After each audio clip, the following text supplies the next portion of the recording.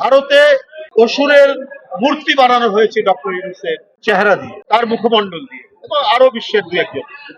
এগুলো তো অত্যন্ত নিম্ন রুচির পরিচয়। এটা তো একেবারেই একটা অপসংস্কৃতির পরিচয়।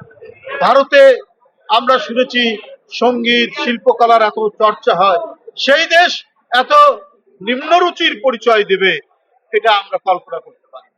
আজকে বাংলাদেশে সাম্প্রদায়িক সংঘাত তৈরি করার জন্য নানাবিধ প্রক্রিয়া চলেছে, কিন্তু এদেশের জনগণ, এদেশের মানুষ, এদেশের দর্শকপ্রেমিক মানুষ, এদেশের হিন্দু মুসলমান জনগোষ্ঠী সবাই টের পেয়েছে কোথা থেকে কি হচ্ছে।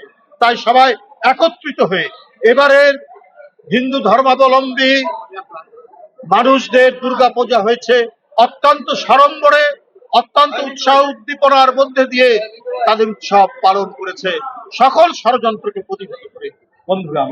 বন্ধুরা আমার, কেউ যদি নিজের দেশে, আজকে ভারতে যদি সেখানে মোদী সাহেব মধ্যযুগের অন্ধকার নামিয়ে নিয়ে আসেন, আমরা বাংলাদেশের মানুষ সেই অন্ধকার আমরা গ্রহণ করতে পারি না। এদেশের মানুষ, কি হিন্দু কি মুসলমান, কি আলেম কি ওলামা, কি মসজিদের মুয়াজ্জিন, মসজিদের ইমাম, মাদ্রাসার ছাত্র, প্রত্যেকেই আপনার পূজা মণ্ডপ পাহারা দিয়েছে। এইটা হচ্ছে আমাদের ঐতিহ্য।